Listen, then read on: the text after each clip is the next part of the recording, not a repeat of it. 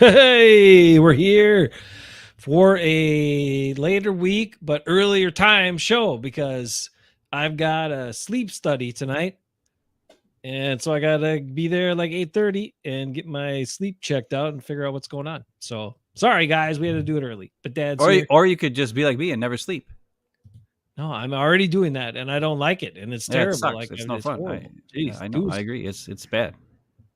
What are going to BS about tonight? Dad asks. Well, Dad, we don't BS about anything. We just tell you all the true stuff. We tell you the truth. There's no BS, and you can't BS a BSer. Anybody know what that quote's from? No, what is that? It's from Role Models, one of my favorite movies of all time. If I had a top 10 comedies, it would be Paul Rudd and Role Models, because he reminds me of myself. Because he's annoyed by every stupid thing that happens around him and all the stupid people he meets. And he gets annoyed and he's always grumpy and crabby. Well, that sounds like you most of the time, but not always. But then through the power of Kiss music, he learns to open his heart and accept that people are stupid. And that Kiss music is really not that good. No, it's not. But if you can enjoy that, then you can overlook stupid people.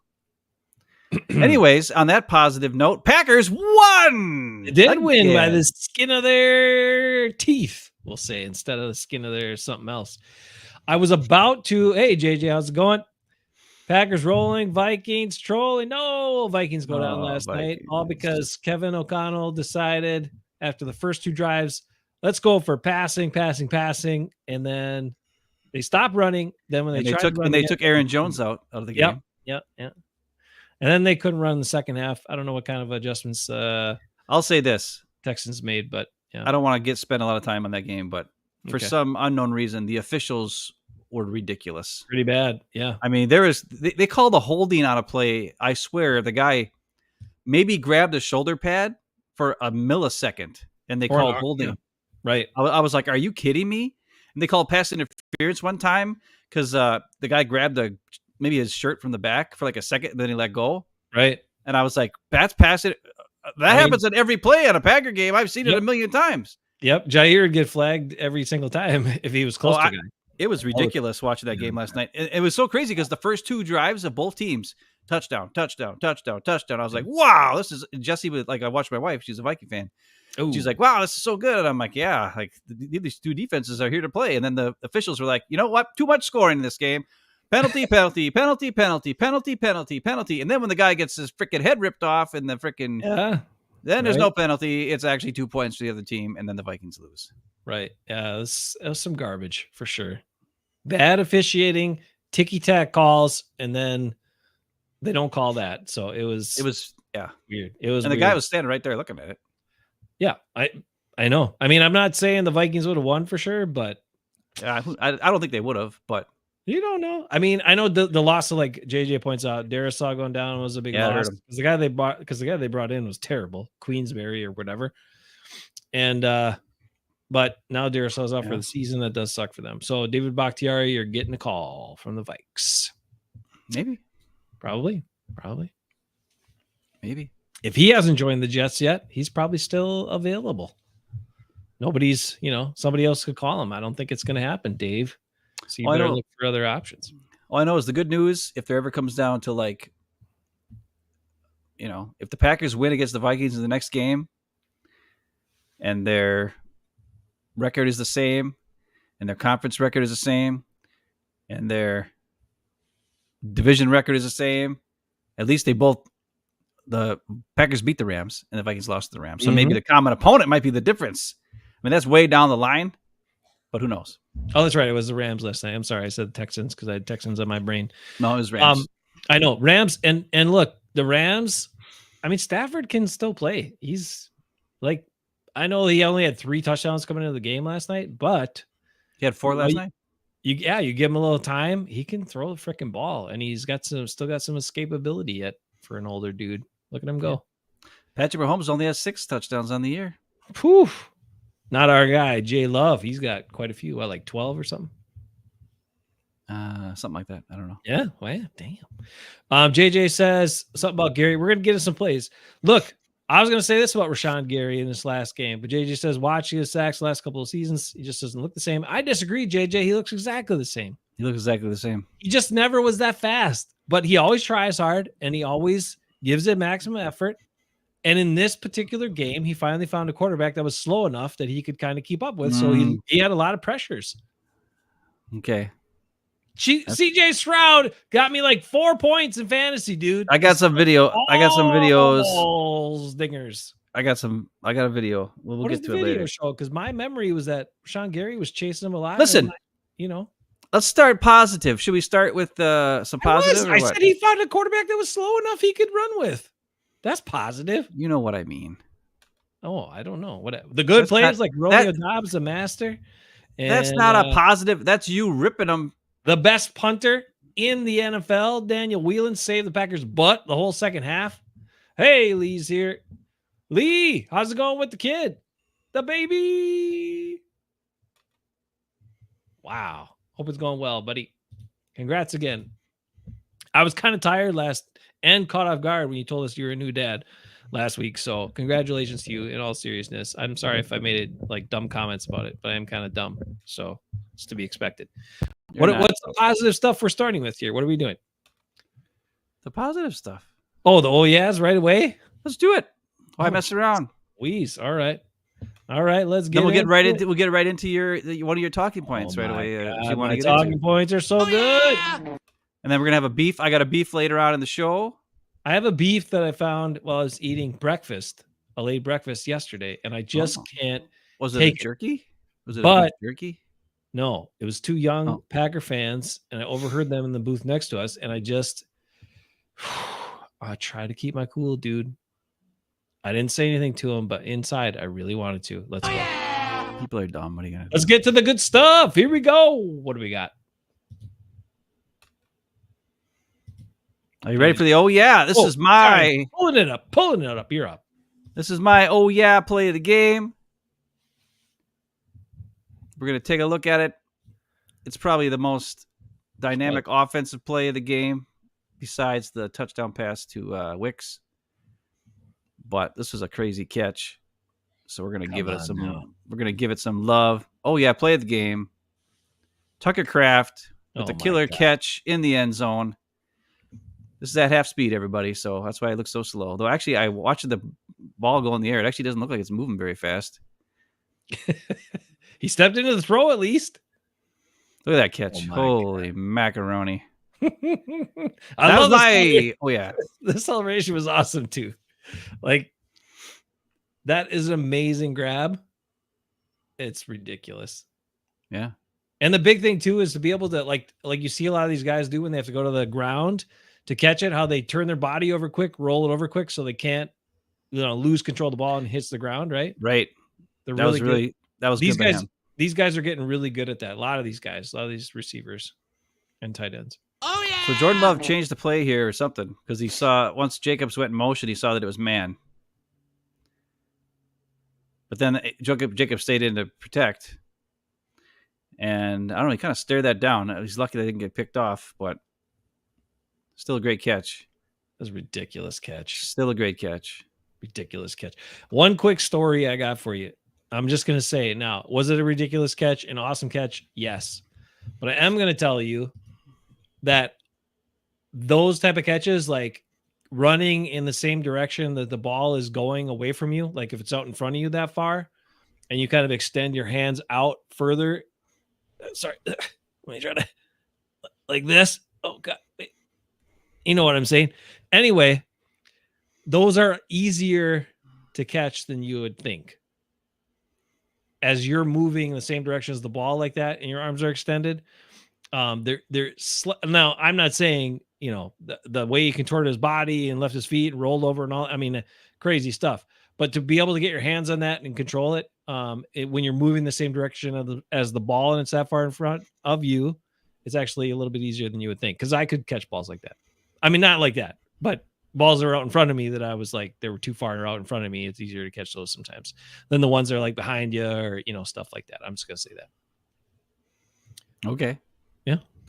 We don't have the guy or what? Oh, bring it back. Bring it back. Bring it back. Oh, yeah, let's do it. Give me this one. yeah. Okay, we got the cool one there. All right. What is my I didn't hear any. Oh yeah. I don't know if you played it. Oh yeah, we didn't hear it. did play it. Okay, we didn't hear it. That's okay. What's your oh yeah? Oh yeah. I hear all of them. You're not hearing them? Anybody hearing them? Nobody's Come hearing on. them. How's that possible? I'm not hearing them. Well, maybe you have a problem. Oh, right. JJ's in here. You can just say, oh yeah. Lisa's happy Friday as well. Baby's healthy, but sleep sucks. Oh, all very worth it though. How about those Packers? Gotta love it. See, Lee hears it. You're the only one not hearing it. I don't know what your problem is. Oh, Thank you, Lee. okay. Thank you. Well, Appreciate that's that. weird. All right. Well, All right, whatever. let's get to it. Oh yeah, play. There's a guy, a standout guy in this game. There's a couple of big standouts in this game people probably weren't thinking about, and one of them was Eric Wilson. Dude was lights out. Lights out. So play it. Let's see what he did. I think I asked you to pick this play out. He's in the middle there. I see your little red arrow. I think so. He's moving. Oh, he's attacking right away. Jesus, look at this business. And Joe Mixon. Hey, Jesus. Joe Mixon destroyed the Packers a bunch in this game, right? Once he got going. But what's the best way? Eric Wilson, smart. He knows the best way to stop these dumb screen passes and swing passes and other things like that is to stop them before they get going. Well, watch how quick he sees it and goes for it, and then just makes a tackle. One step back, he already knows what's up. Already knows what's up. Beats the lineman. They're too slow. Well, this is slow motion, so sorry about that. But no, but I mean the linemen are too slow anyway, and Mixon's got to concentrate on the catch. I mean, do it. Look, by the time he turns around, see you later, bro. It's over. Hercules, bring your ass down. Eric Wilson is freaking awesome, and he should play more. And I'm gonna tell you why. Oh, yeah. you can tell him right now. Right Here he now, is. you want to hear it? You got Here he more? is right here. He is right here. Let's see it. Goes on the blitz, the twisters. Oh man! And I think that was even supposed to be a play where Kenny Clark was supposed to get the sack, but he got caught up by that guy, and Eric Wilson was like, "All right, I'll take it over." A lot of good action, generating pressure with twists and stunts and blitzes by the half in this game. Jeff Hafley doing a good job. Coverage. Ooh. What do you third want? down? What do you want from a inside linebacker? Guy who can blitz, who can tackle, diagnose, attack, coverage. That's another play where they sent Bullard on the blitz on the outside here. Oh, they showed the mugs, the dog blitz. Jeff Hafley in his interview the other day said that if he only sends 4 guys, even if it's unconventional guys, it's not a blitz. Right. So we can't call it a blitz if there's only 4 and there's only 4 guys going. Here's the double A gap blitz between these 2 guys where they stunt between Cooper and Wilson here. I got to say, I really like listening to Jeff Hafley more than Matt LaFleur. Oh my God. Also, when you compare it to just Joe Barry from last year, where like you asked Joe Barry a question about football, and he's like, "Well, if I knew the answer, then we wouldn't let that happen anymore." And then you got Jeff Hafley, who's like explaining things to everybody, to the reporters and everybody else on why things happen and why things go and why we do things and blah blah blah, and why he calls this a simulated pressure instead of a blitz and whatever. And he goes over, and then he said something about how, sometimes they're like, well, what happens if the defensive lineman, takes a step forward and pretends like he's going to blitz, and then he leaves? What do you call that? And he's like, sometimes that might be a mistake. And then he laughed, and I was like, yeah, we had a mistake. Rashawn Gary, his one sack he had, he didn't know what he was supposed to do on that play, apparently, but he got the sack, so yay for him. But the thing I would say about Eric Wilson was, in the beginning of the game, I'm going to tell you something. I watched all 22. Yep. He had a rough first half. Mm-hmm. He missed some tackles. His coverage wasn't as good.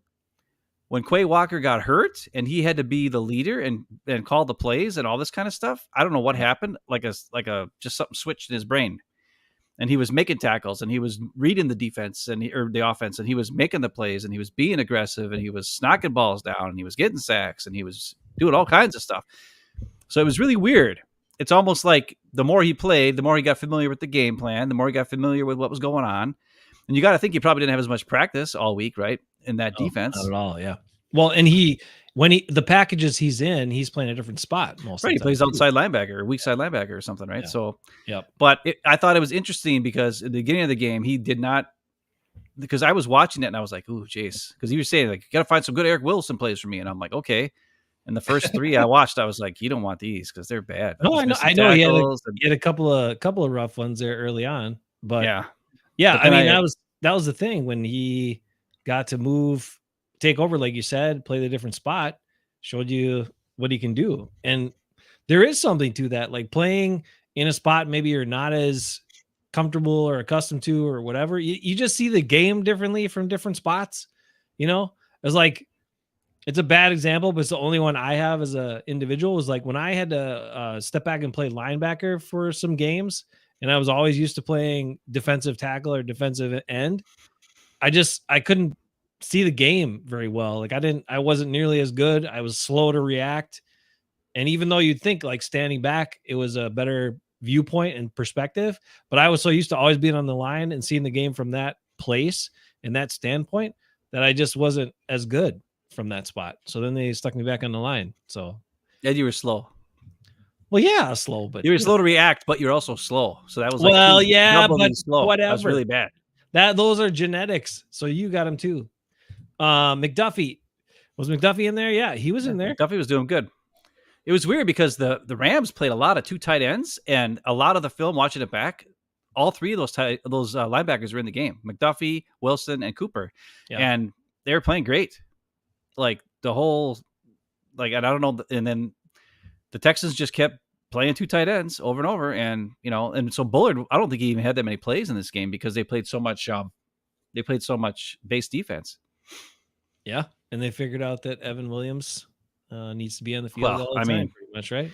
Well, we can get into that a little as part of my video later on. But I thought you had stats for Eric Wilson or something. I do, and it's what I'm excited about. It's what I'm excited about this coaching staff, and I have questions and I have hopes that they're going to continue the trend and make more adjustments, despite what the draft picks were and the money is and all that sort of stuff. We'll get there's several examples of that, but I think Jeff Hafley, I don't know who makes the decisions on the defense about who's in the game and who's not.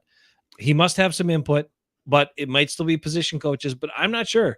But since he's here, they're changing stuff, right? Whereas Joe Barry was like still put the same garbage guys out there, maybe because the position coaches were making the call. I don't know. But or maybe enough stuff has happened between Matt LaFleur and Goody that Matt LaFleur's like, screw this. I'm not taking your direction anymore. We're playing the guys that we think are the best. I don't know. But either way, yes, I agree with playing the guys that you think are the best and most productive, because that's what the game's about. GMs look at potential and they use projection, but this game is mostly about production. Is it not? Whoa. I don't care about all the other stuff. I don't care about the potential and the projection. Nobody ever won a game or a play on potential. Nobody ever had a great season just because of potential. It's about production. What do they do when they're in the game? Can you count on them to make plays, to be reliable, to do what they're supposed to do, and then sometimes do more than they're supposed to do? Can you count on those guys? Those are the guys I want on my team. Those are the guys I want on the field. I don't care how much money they make. I don't care how much money other guys who are sitting on the bench make. Don't care. But the best guys on the field, please, can we see that for the first time? I know that's not how the league works for the most part, right? Because the GMs invest so much in these guys. They want to see their guys play. But sometimes the good guys who show up and keep making plays got to play. Matt LaFleur said it this week. He said it this week, right? When asked about Eric Wilson. First of all, they spent all this time, Jeff Hafley's whole press conference asking about all this other stuff, and only asked like one question about Eric Wilson. I'm like, you should be asking about Eric Wilson a lot more than just one question. But they did say, Matt LaFleur said, well, it's nice to see him. He's a savvy guy and whatever, a vet, and nice to see him get in there. And when he gets his opportunity, that he produces. And I'm like, Okay, but are you going to give him more opportunities still, or what's going to happen here? So I want to take a look at this because I look back at Eric Wilson. I was like, what? How is he so good right now? How is he so good for the Packers, and where did he come from? I didn't know any of that stuff. So we take a look at Eric Wilson and just look at a few things. I want to look at, again, numbers are production. Okay, production can be based on numbers, especially from linebackers, because they're in the middle of stuff and they got to make plays and make tackles. So we're going to look at two current Packer off-ball linebackers. Okay, I'll look at some key stats here. We got W1 and we got W2. All right, comparison here. W1, you can see the number of snaps, 2,098. 291 tackles in those snaps. In comparison, W2 has 2,335 snaps, so not too many more, but a little bit more. Has 348 tackles in that amount of time. The TFLs for W1, 16. For W2, 26. Don't be upset if I'm reading it all to you. I read it also for the people that are visually impaired, so that is part of the gig. We are an inclusive show here on the P.O.O Show. P.O.O Show. Sacks, 5.5 for W1, 11 for W2. These are two current Packer linebackers, okay? Forced fumbles, 3 and 3. Fumble recoveries, 1 for W1, 3 for W2. Passes defended, 10 for W1, 11 for W2. And INTs, 1 for W1 and 5 INTs for W2. Now, is this their entire career? You didn't specify. This is their careers. Okay. This is the total amount of snaps they have played in their careers to this point. So again, about a little over 200 snaps more for W2 over and W1. These are just defensive snaps, right? These are defensive snaps, correct? Not special team snaps. Correct. Okay. Correct. All right. So based on that, they're pretty close, right? But I'll do averages as well for you. I don't know. I mean, sacks are twice as much. Interceptions are 5 times. TFLs. Fumble recoveries 3 times. Mm-hmm. Tackles for loss is 10 more, and only like 300 more plays. It's like not even that could be maybe 2 or 3 more tackle for loss based on that, but not 10 more. Yeah. All right, so let's look at the next slide here. Ben loved graph. Last time he did a graph, so we do. Whoa, that's nice. That's a nice graph.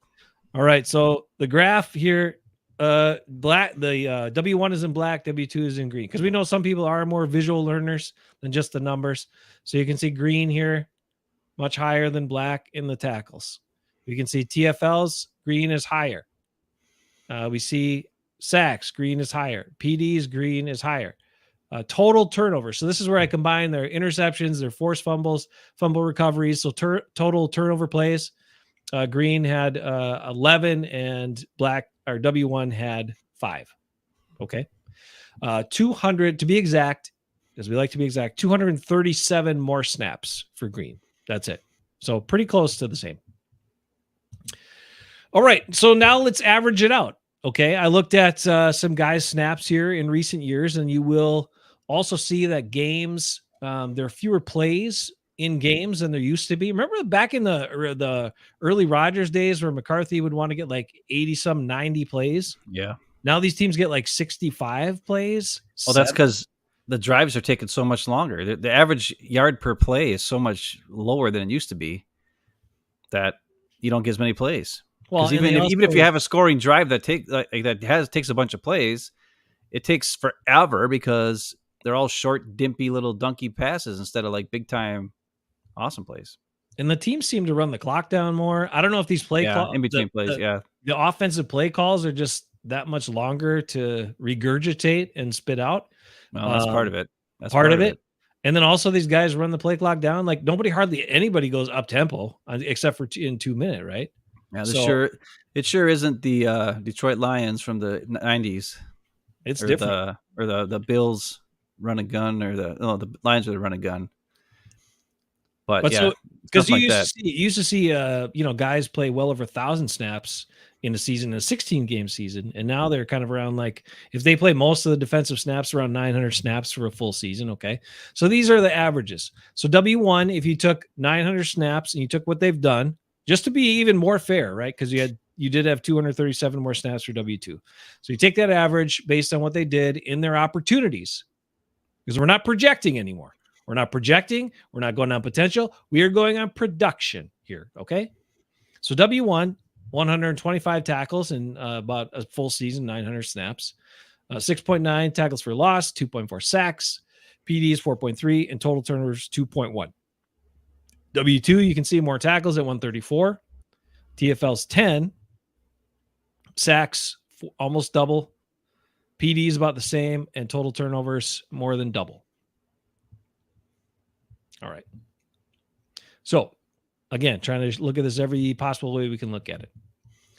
So then we say, who are these guys? Who are W1 and W? Not these guys, not these two, but who are W1 and W2? Let's reveal. W1 is Quay Walker, first round pick and a starter, and W2 is Eric Wilson, a cast off, who was on, I think, 3 or 4 different teams where the Packers got him. But he's on the field in some packages and then also plays specials. And also is probably the most ripped guy on the team. Yeah, he's a monster. But he also plays awesome. So one other side note that's just kind of fun for Packer fans to maybe enjoy and Vikings fans to maybe regret is that Eric Wilson started his career with the Vikings. First 4 years, didn't get to play a ton. In 2020, got to start 15 games, and these were his actual numbers from those 15 games. 122 tackles, 8 tackles for a loss, 9 QB hits, 3 sacks, 8 passes defended, and 3 turnover plays in 15 games. In his last season with the Vikings, and they were like, nah, we don't need you back. No, they drafted Troy Dye, and then he isn't on the team anymore. So what do you guys think about Eric Wilson? That's looking at production. I think it's going to be interesting to see how they address the situation, because the reporters this week straight up asked Jeff Hafley, how are you going to get Eric Wilson on the field more? Mm-hmm. He makes plays when he's out there. And it was the only question Hafley danced around the entire press conference. I was actually surprised he danced around it so much. It's obvious the team, the organization wants Quay Walker to be something that he just isn't at this point. But if they want to win games, and Jeff Hafley repeatedly said this during his press conference, I just want to win. I'm at the point in my career where I just want to win games. If you just want to win games, then you play the players that help you win the game the most. And unfortunately, at this point, for the Packers as an organization, the first round pick is not the player that's going to help them win the most games. It's the cast-off guy that they've been signing back for league minimum for the last 2.5 years, who they picked up off the scrap heap. And he had, like I said, he looked pretty rough in the first half. I mean, I saw him miss tackles and, some other weird stuff going on. But he has repeatedly this year, when he's been in the game, made plays. And he's kind of a boomer bust guy. He's kind of a make a play, don't make a play. But I think not like Keyshawn. Right.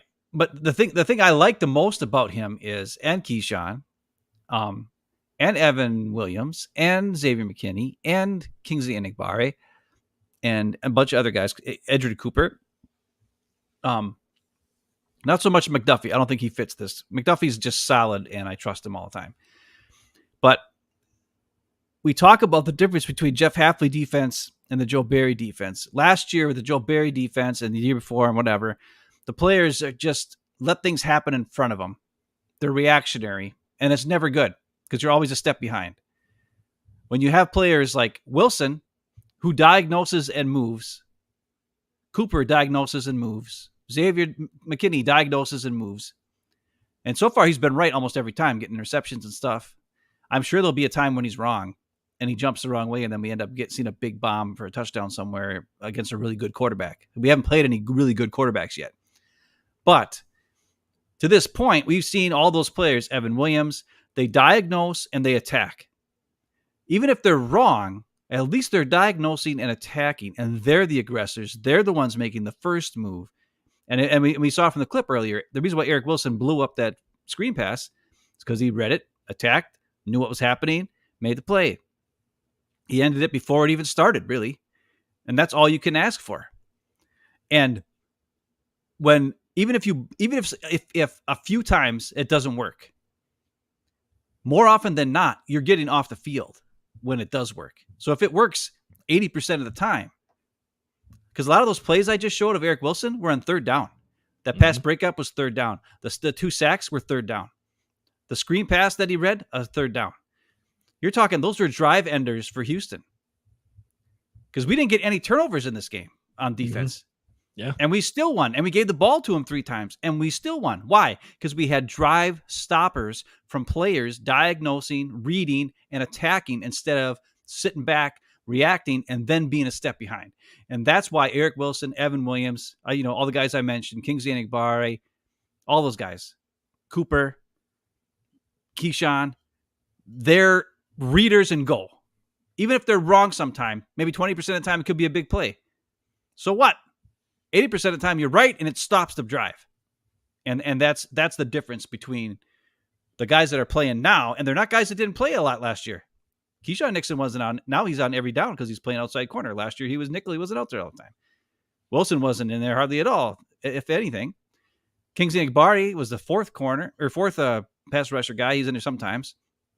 And so forth. And then McKinney's obviously brand new and much better. And Evan Williams is a rookie and much better. Top-rated corner, or top-rated safety in the entire NFL, according to PFF. Number 1 rated rookie in the NFL, according to PFF.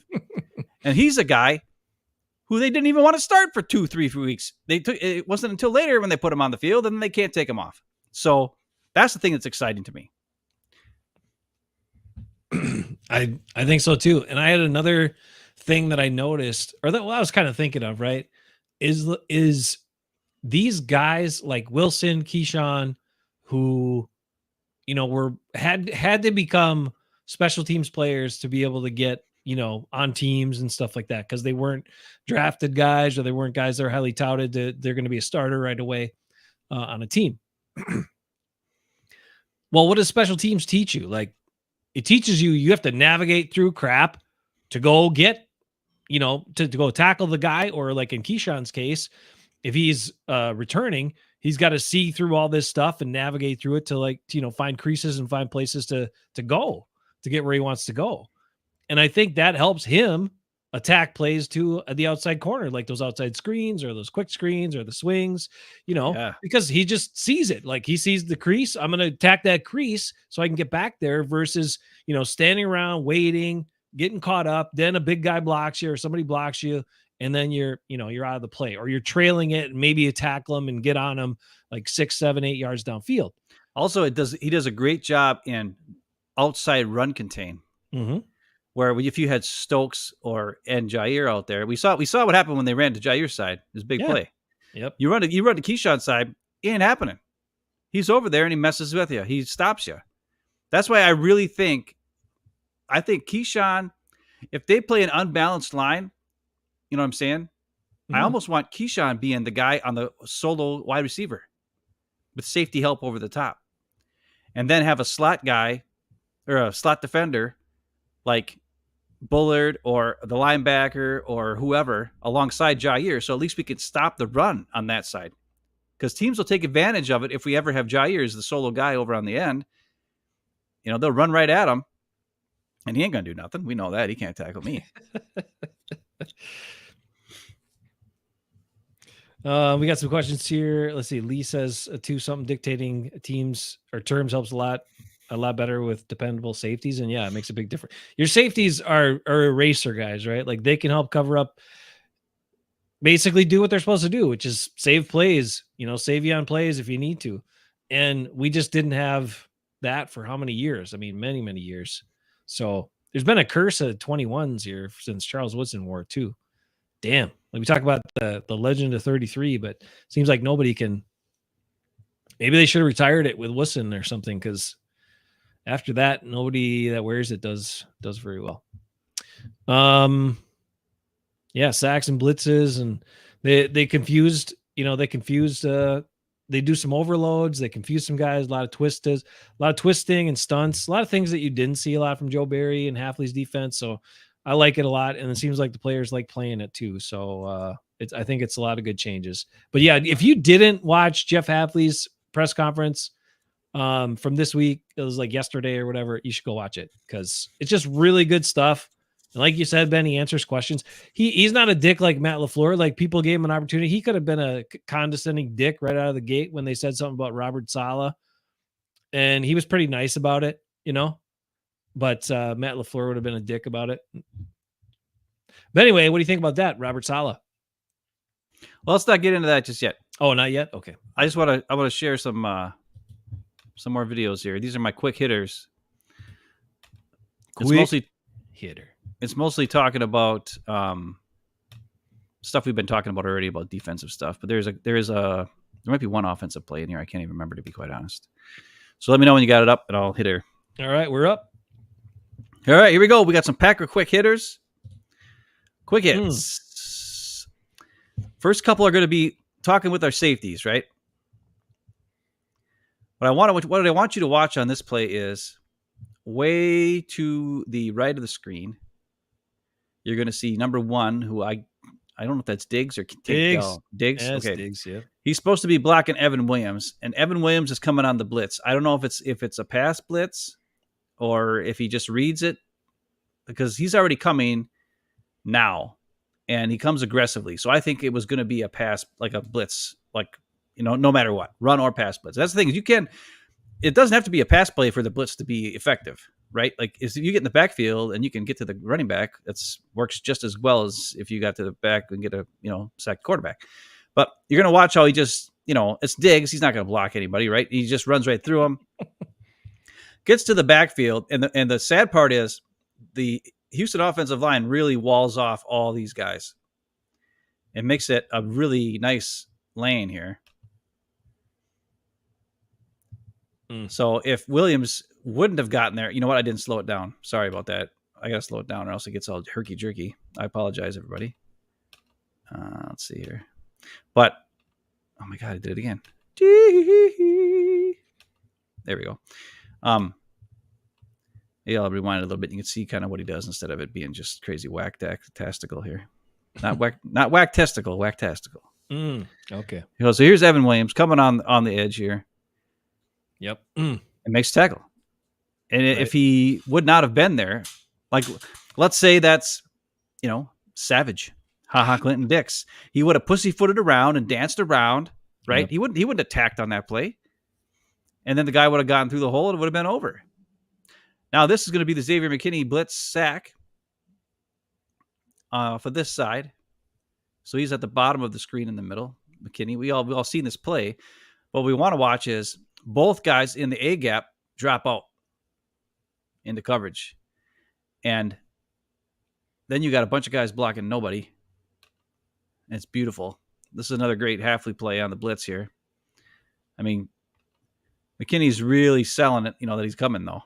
There's also a stunt with Rashawn Gary. And what this stunt does, it makes this tight end it's really good. Because let's say Gary was going to the outside here. That would take away this easy access for Xavier McKinney to get to the quarterback, because he would take that pass lane away. But by Gary going on the stunt to the inside, that frees up all this space, and McKinney's got a free line, and the tight end is not even worried about him, not even looking at him, because he's seeing this stunt going on. So he knows he's going to help with the big D tackle, whoever it is. And of course, we got the great Preston Smith going back in coverage up here for reasons we don't know.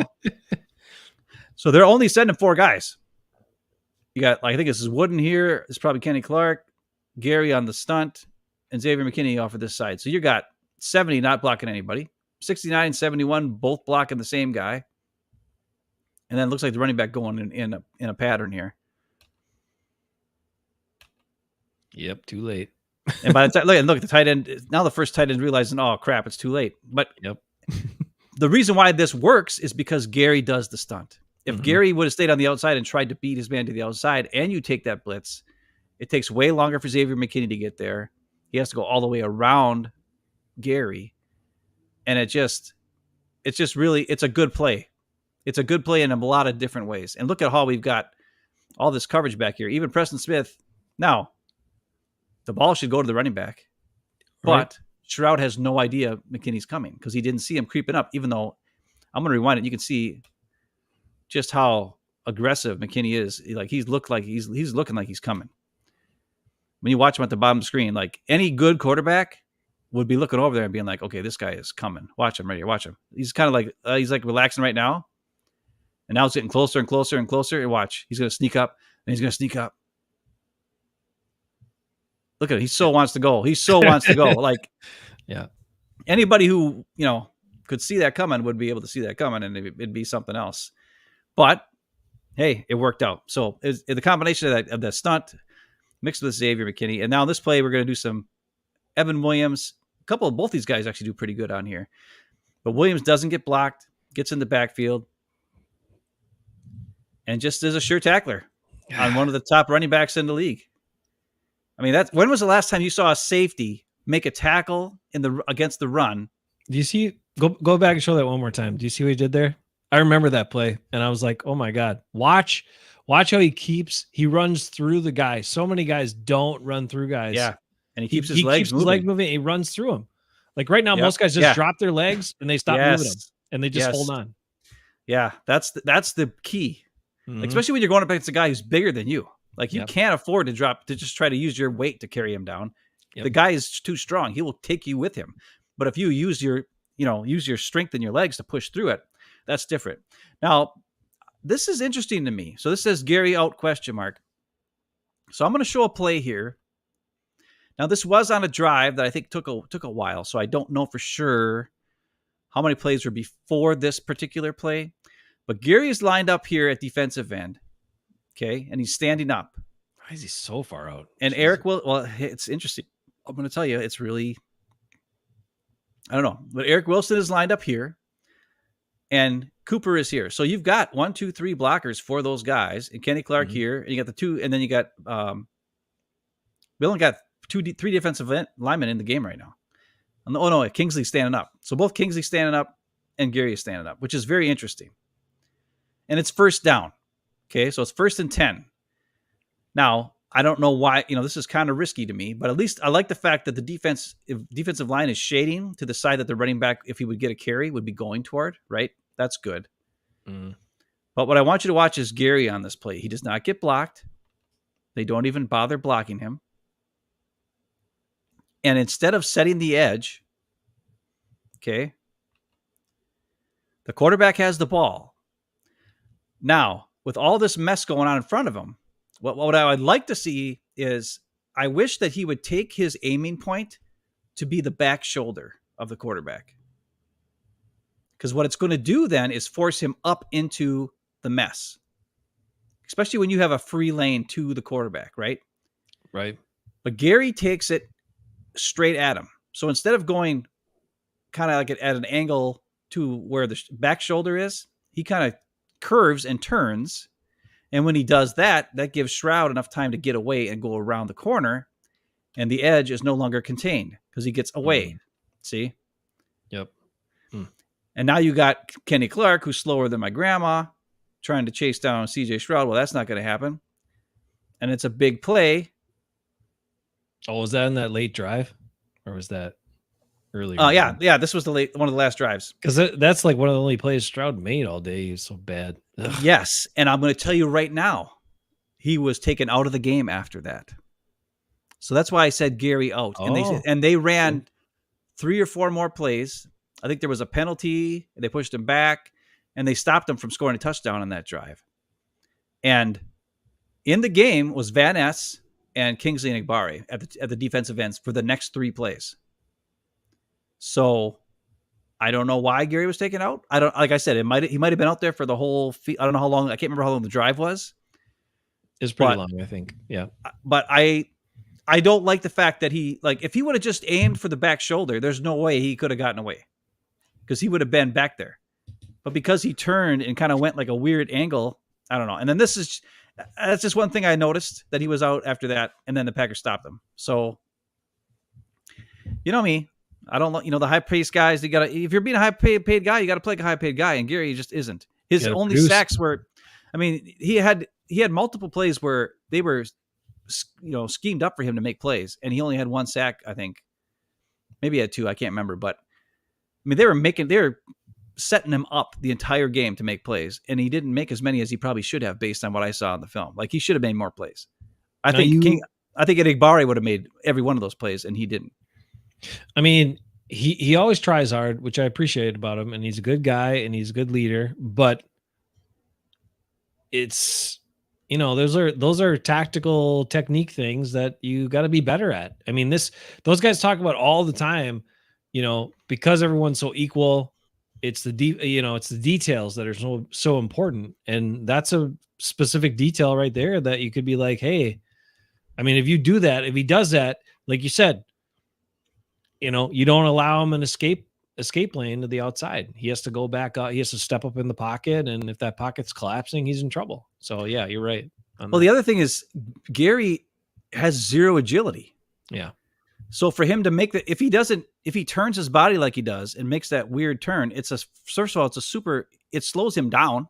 Number one, where if he would just kept going straight at the shoulder, he could at least use his momentum to keep going. But because he had to turn a little bit, he tried to get to the quarterback's front or whatever he was doing. I don't know. That slowed him down and even allowed Stroud to get out of there. But I don't know. I've been less and less and less and less impressed. If that's not, I don't know, it can't be even called that. I'm just super disappointed. Super disappointed in Rashawn Gary. I'm sorry. He's just not. When you go back and think of what Clay Matthews did, and at this point, they're obviously different positions now, right? Because now Gary's playing defensive end, which is where he probably should have been playing the whole time because he doesn't have the speed to play outside linebacker. Right. But Clay Matthews had so many impact plays, just being crazy with his hair on fire and just getting in there and just doing all kinds of crazy stuff and getting low to the ground and, making the turn to the outside of the tackle and, knocking the ball out, getting sacks, playing all kinds of crazy stuff. And even when you think of other defensive ends we've had in the past, going all the way back to Gabe Wilkins and Reggie and guys like that and Baha Bilamila and all these guys, like they made plays. Yeah. Eric Walden made more plays than Rashawn Gary can make. And he's just really limited. And like, I understand he was for his weight class and his height, his speed is good. But as a football player, I just remember I watched the Giants game a couple weeks ago. It must have been on Sunday Night Football or something. Or CBS. I can't remember when it was exactly. And Brian Burns just went nuts and he looked so fast. He was doing stunts. The Giants had him doing stunts, and he was getting the backfield, sacking the quarterback, smacking dudes. I think it was the Giants against the Jets, actually. I could be wrong. And it was just it looks so different from watching Rashawn Gary. And those two guys are from the same draft class. You know what I mean? I don't know. It's just interesting to me that one guy, yes, the Giants traded for him, but it's because the Panthers didn't want to pay him. But he's making plays all over the place, and he's super fast and aggressive. And the other guy, I don't know. And then I don't know, you got me up here or what? I'll bring you back. Yep. Give me back. We'll just show. This is just a pretty cool. This is the only good run of the game, so I thought I'd show it. And I just want to highlight. This is. I know we'll get there later, but watch Sean Ryan takes this D tackle, and it's weird because you got all these guys here on the right side of the screen, and Zach Tom just lets all these two guys go. He doesn't even care. He just goes to this guy, and these guys do a pretty good job of clearing off on the outside. But watch Sean Ryan just bury this dude. It's beautiful. He just takes him and just keeps shoving him and keeps shoving him and keeps shoving him and keeps shoving him, and he's just out of the play. And it's all Sean Ryan. I mean, yeah, I could have ran through that hole. He had some really good plays in this game. I was watching him. I mean, he had a couple of ones that were rough, but he had some really good plays in that game. Well, I've heard a lot of things. Like Mike Wall was talking smack about him on the Andy Herman show this week, and I was just like, but Andy Herman always gives him a good grade over the last couple of weeks. And I'm like, I don't know. I'm not expecting him to be like a superstar pass rushing or pass blocking guard, right? He's a big, tough guy. Let him smack some stuff around. And it was nice to see him be able to just take a guy and drive him because it was a running play that was called a running play. and he didn't have to worry about moving laterally, right? He just took his guy and beat the snot out of him 4 or 5 yards downfield. And you kind of have to, and that's something that I think the defense is doing a great job. They're looking at the talent level that the guys have on their team, and they're using their talent level at the best that they can. Now, if you have a guy like Sean Bryan, let him get ahead of steam. Let him run over some dudes. Have him not worry about it being a run pass option or a run solution or whatever the crap they want to call it. Let him just go and smack a guy and shove him downfield 4 or 5 yards because he's big and he's strong. And then if you want to put Morgan in, since they want to keep switching him all the time, maybe have him do the guy who does the flow to the left and flow to the right and maybe get in the way and maybe not get in the way and whatever. Who cares? But that's just one of those things I thought it was interesting. Myers is on the injury report. I think he is actually out. Really? Oh, yes. I think it will be interesting. I think they can't move Zach Tom. I'm sure it'll be Jenkins then. So it's going to have to be Jenkins. So I don't like it when they take, I don't know. I guess they're going to, they last time in the game when they put Sean Ryan at left guard when they put Jenkins at center. Yeah. I don't know if I like that. I kind of like him staying at right guard, but whatever. Yeah. You'd have a stronger side then for runs, but anyways, so that's my other video I have. That's just, showing some quick stuff, the Rashawn Gary thing and whatever. But so you want to talk about Robert Saleh. We talked about that. I talked about that a year and a half ago. I was going to try to go find that old clip and play it. Because you said all the things. You're like, no, Rodgers is going to get him fired, and then he'll be the Packers defensive coordinator next year. And the only thing that threw all that off was Rodgers' injury last year. Otherwise, it probably would all happened. He would have been, instead of Hafley, it would have been. But you know what? I'm happy with Hafley. I think Hafley's good. I love Hafley as a coach. I love every interview we see with him. I love the way he explains things, all that stuff. So, I mean, I don't know. It's pretty cool to see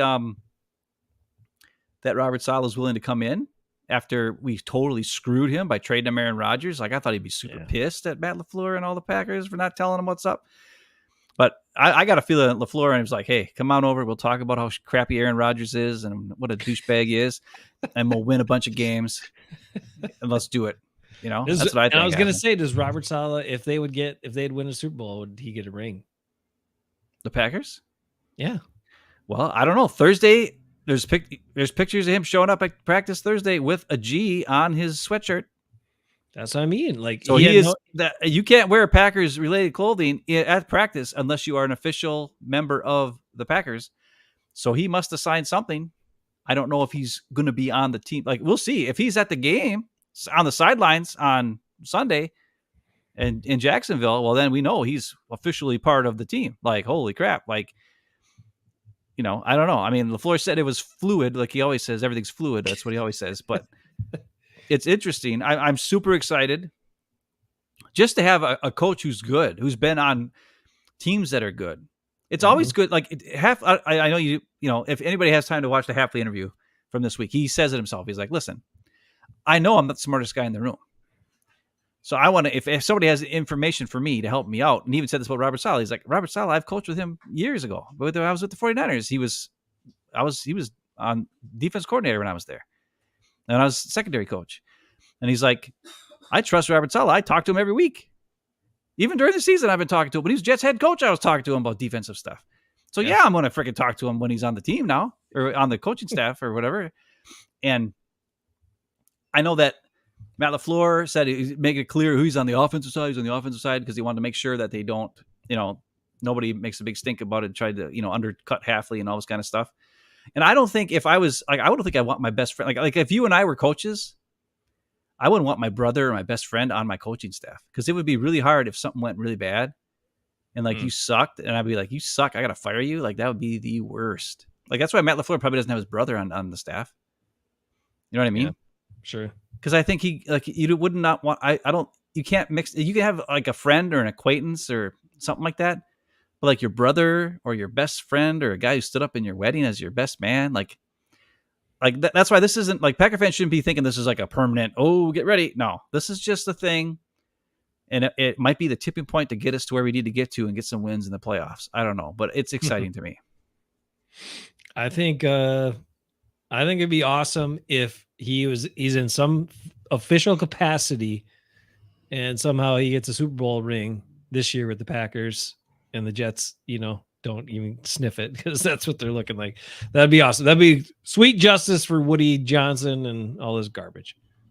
But I, like you, I'm a bit surprised that he's still friendly with Matt LaFleur after the way he did him in there. But who knows? Maybe there's some other things going on there. Maybe Saleh really hated some of the stuff, or dealing with Woody Johnson was like, oh, I just had to get out of here. Maybe he wanted to get out of there. I don't know. Who the hell knows? Well, I mean, he didn't look like the same guy. I mean, when you watch the Jets games this year, and he's on the sideline, he just because I can remember him when the Packers played the 49ers and he was a defensive coordinator. I remember him just on the sideline, just pumping, like punching the air and yelling at guys and screaming, like excited and all this kind of stuff. And I know in your head coach, you can't be as crazy, right? You don't want to do that. But he just was like, he just looked miserable on the sidelines of the Jets. Now they were losing, so that's could be part of it. But I think it's also because he knew he's like, I don't have control of this team. Like Rodgers is taking over, and there's nothing I can do. And maybe part of him welcomed it. I don't know. Welcome the fact that I'm out here. Screw it. Screw you guys. I'm still getting paid. Right. I don't have to deal. I don't have to deal with this freaking prima donna BB baby diva baby. What did I say? Diva baby buddy. I can't even say that anymore. But yeah, so that's exciting to me, and yeah, it's cool. Like it's always good when I say something and then it happens. Now makes me a genius. JJ is bringing up the special teams a little sketchy there. I think Keyshawn lost that one ball in the sun. I think he just couldn't see it because otherwise it made no sense what the hell happened. Because I don't know. He must have lost. And the sun at certain points of the year and certain times of the day, especially when they play those noon games, that sun can be tough for a while. So I think that's all that happened on that one. I'm not going to write that off as an issue. Daniel Whalen was wailing. He was wailing the hell out of the ball and saved the Packers' butt the whole second half. Their offense couldn't do nothing. He just kept flipping the field, kicking the heck out of it, and then got the hold down on the crappy snap. Like that was crappy snap. Dude's good, man. Dude saved the Packers' butt.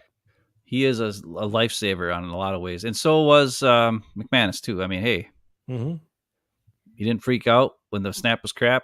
He just kind of went for it, and thank God Whelan got it in there. And I mean, the second kick didn't look as good as the first, but nope, I was a little worried. I was like, no, but he's got a little of that Mason kind of weeble wobble to his kick, a little bit, yeah. I don't know.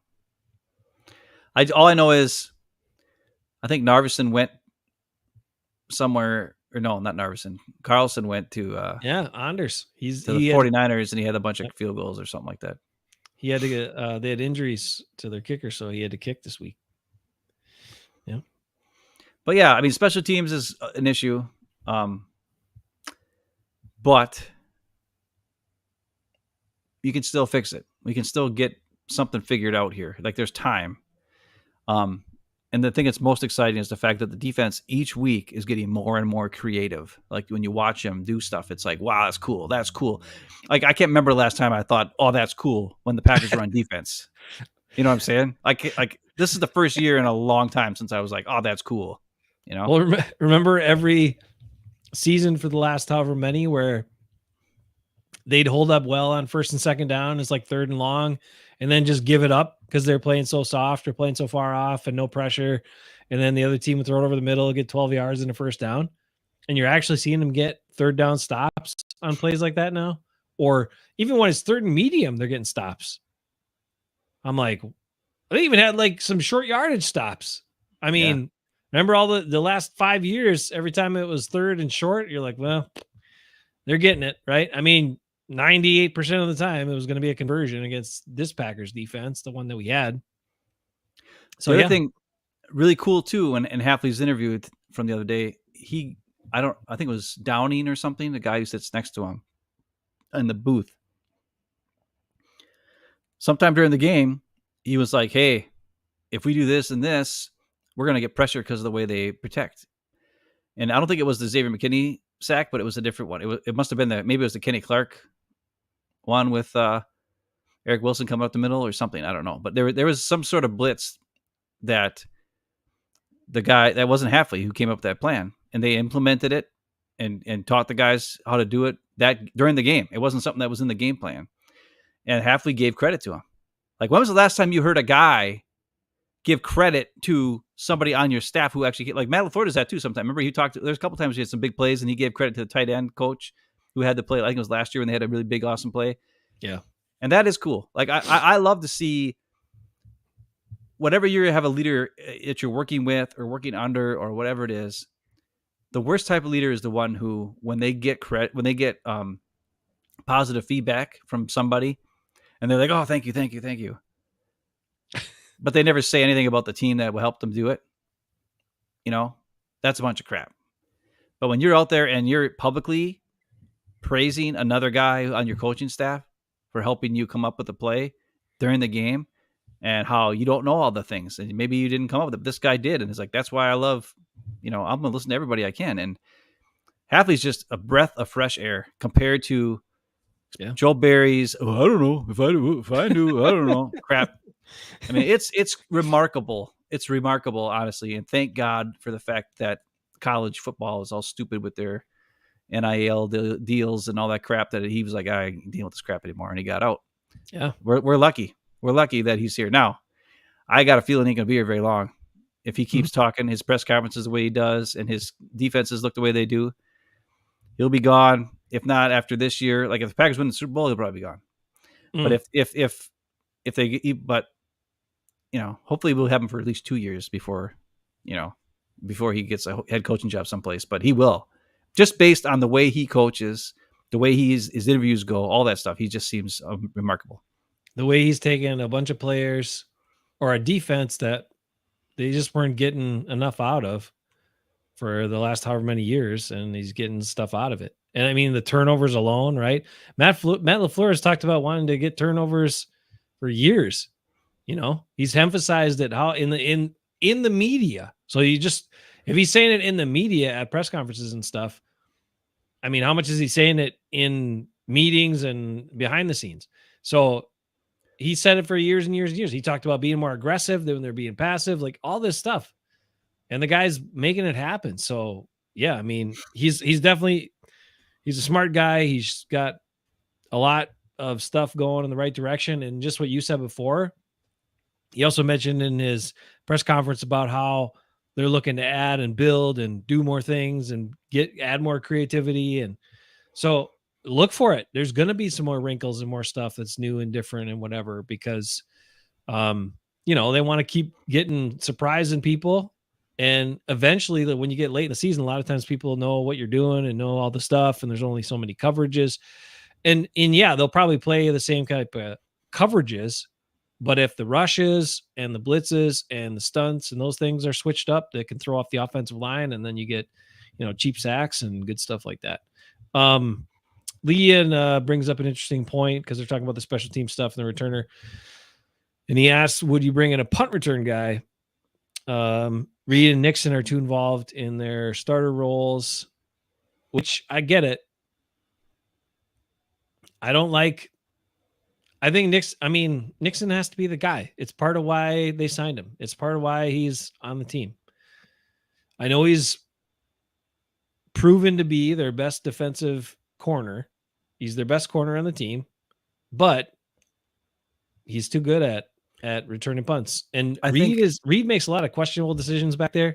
And Keyshawn's just so damn confident. Like sometimes he does crazy stuff, but he just does it. He doesn't think about it. He just does what comes natural to him, and he makes plays. All the other guys they have on the team, as far as who would you, usually it's a receiver or it's a defensive back, right? Because you got to have a guy that's quick and pretty shifty. Sometimes running backs can do it, but they don't have those kind of running backs on the team. So it's that, or it's a Mike Pryor. I don't know. That's what I was going to say. That's what I was going to say. Because possessing the ball is super important. And we've lived through guys who can't catch the ball, and right. You can't do that. At this point, our defense is doing things that it hasn't done in the past, and that's get 3 and outs. That's stopping people from moving and getting first downs. And there's not these big, long drives. I mean, there are maybe 1 or 2 a game, but not every freaking drive anymore. So there are way more punts than there used to be on the opposing team punting the ball to us. The problem is Keyshawn's playing every down on defense basically now. So if there is a longer drive, maybe like a 6 to 9 play drive, but they stop them at the midfield and they punt, I don't want Keyshawn back there. He's already been on the field the whole time. I think they need to have a security blanket type guy like Mike Pryor was for the 96 Super Bowl team. You know? Was it like Tucker Kraft? No, I don't know. Anybody. Just Well, it can't be Keyshawn because he's too crazy. And it can't be Reed because you don't want him to get hurt. It's just got to be a guy who can catch balls. and just possess the ball. Don't even need just to return it. Fair catch it. Period. Don't return it. Nothing. Like, that's what Mike Holmgren did because he was like, I can't risk this crap. My team's too good. I got the number 1 rated defense. Or maybe it wasn't actually we had Desmond Howard at the time. What am I talking about? Well, I don't know if it be Xavier Mike Pryor. McKinney. Maybe Mike Pryor was the year before. Mike Pryor was a couple years before, right? Yeah. But I think he even did some in the Super Bowl. I don't know. Maybe not. I mean, Desmond Howard was more of a kick return specialist guy than a punt return specialist. Though he did have good punt returns in the playoff game against the 49ers that year when they won the Super Bowl. He was amazing in that game. It was all muddy and crappy. He returned it all. But JJ. But I mean, that's the thing I would say is just go with a Mike Pryor type guy who you know is going to catch it. He's not going to try doing some crazy crap. He's just going to possess the ball so that your offense can get it because our offense is good. And it sucks when the play's awesome. And then on our punt return team, we somehow do something stupid that coughs the ball up. Yeah. And it's happened twice now. And you can't afford to let that happen when your defense is so good. You're getting a stop finally. Like, stop it. Maybe McKinney is a guy you could do that with. And you could do it. Just don't worry about returning it because we don't want you to do that. But I mean, just somebody. Yeah, McKinney's got good hands. Put him back there. He's not really like moving that fast on. You know what I mean? He's mostly sitting back there and reacting, and like where Keyshawn's got to really work hard when he's all playing corner. Yeah, make Xavier McKinney your safety net, and just put him back there to catch it. Could see that. But he's making a lot of money too, so I don't know. Some people are saying Evan Williams. I don't know if I trust Evan Williams, but I don't know if I want to have him get hurt either. Yeah, he's too good. I mean, usually you'd have a receiver you hope could do it, but I don't trust. Well, except for maybe Romeo. Romeo, yeah. Okay, I could see Romeo, but you need him. Like, look at the plays he made in this game. Without Romeo, you don't win the game. I mean, the guy he doesn't have any yak pretty much, but he makes all these damn tough catches on not great throws or high throws or whatever. Contested guys are hitting him. He's got great hands. He concentrates on the ball and he moves the chains and he gets open enough. Like, you need that guy too. I will say, like I just said, they had a great offense, and I was wrong. I shouldn't have said that because that's one of my things I got to talk about. Is it's pretty good though. It's pretty good, but like, let's be honest. We got a touchdown on a drive on a 3rd down and long where the guy tackled Jaden Reed really hard, and then we got a 1st down off of that. We also had a pass interference on a play that made a really terrible play on 3rd down that extended a drive that got us points. And without those points, we lose. With all the dumb interceptions and the throws that are bad and throwing off your back foot, and there's a lot of plays. Jordan Love had I don't know, pretty bad game in my opinion. And people are comparing to Brett Favre. I was like, he's no Brett Favre. He's not even remotely Brett Favre. Brett Favre didn't fall backwards and like throw off his back foot. He would drill it and then fall backwards after he drilled it. Yeah. You know what I mean? Like he just go whoop, and then run backwards like a crazy guy. Yeah. The other thing Jordan Love is really bad at, and I don't know why, is pocket presence, just moving over a little bit or getting out of the pocket when it feels like it's collapsing around him. He'll shift a little bit, and he'll like try to throw off his back foot and stuff. But he doesn't like run, like just move. And even Jared Goff was doing that for the Lions, and he can barely move the way it is, but yet he looked better than Jordan Love in the pocket presence and stuff. I mean, I don't know. It's concerning me because I honestly think without Romeo Doubs, we would have lost this game for sure. Yeah. And Jordan Love was not good in this. I mean, that last catch he made too. Like Yeah. That wasn't a good throw. No. And that wasn't. And he was covered like really bad, but Yeah, whatever. most other guys aren't going to catch that. That's a breakup, and then you got a, instead of a 40-some yard field goal, you got a 50-some yard field goal. Yeah. But anyways, other than that, I'm just, whatever. I think he's okay, but he's the Brett Favre comparisons can stop. Is he dumb and does stupid stuff? Yeah. But Brett Favre had a rocket arm. I was watching Brett Favre highlights because I wanted to compare. I was like, I'm going to watch some Brett Favre highlights again. Brett Favre was throwing balls. Guys were freaking covered. Like, they were covered. And he's just drilling it at them 1,000 miles an hour. And there's a guy like on his back, and the guy catches it, and it's a first down. And it's like, quarterbacks today don't throw that ball because they're too afraid of it getting picked off or getting knocked up in the air. And there's so many plays where Favre is just like, I don't give a crap, and just drills it into like two guys covered. But he's not falling off his back foot and throwing up a wounded duck into triple coverage like Jordan Love. He's drilling it. And I hate Brett Favre, but I'm telling you, he's way better than Jordan Love. Except his deep balls, he'd throw like super high in the air, and then they'd be underthrown most of the time. Not the Sterling Sharp. Well, sometimes Sterling could adjust to it. To it. He's good. Really good. Donald Driver could adjust to it, jump in the air and do crazy catches and leap around and, So, is there anything else we have to talk about for this week? LaFleur got snippy. I don't know. Did you have anything else? You said you had a beef. Yes, here. I got a beef. I don't know if you have Is it beef time or you want to do beef time? All right. I'll go a little short. It'll be really short. It's only going to be like 2 minutes. I can't hear any sound apparently, so I can play. Man, I got a beef to pick with you. You can't hear it?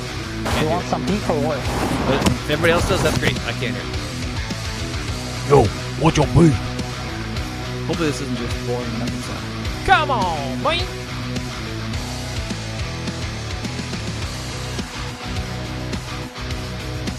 Okay, here's my beef. Listen, Packer fans. Listen, Green Bay Packers. When you're going to do something with your jerseys, you're going to go white out your jerseys, right? You're going to go snow jersey white, right? Yeah.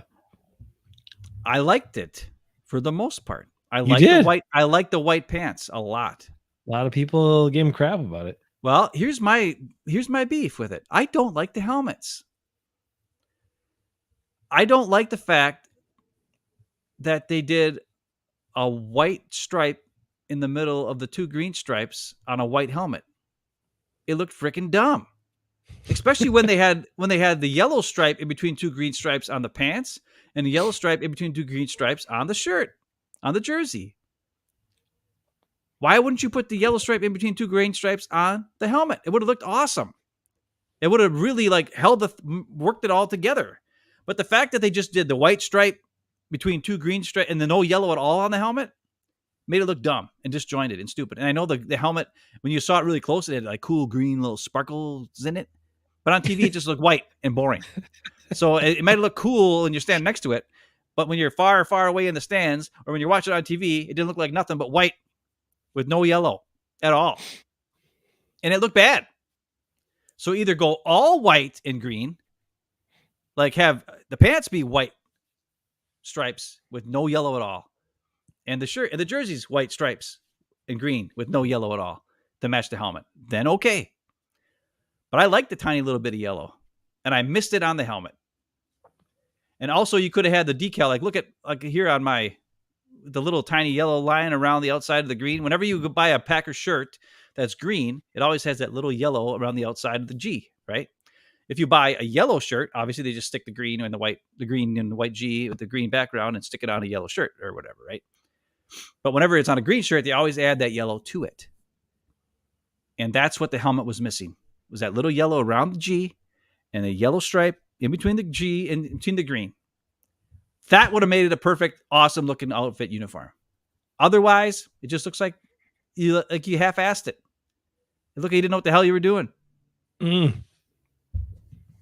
They should have consulted somebody or a designer or somebody should have. Well, I just don't get it. That. Why would you put yellow stripe on the pants and on the shirt, but then have a white stripe on the helmet?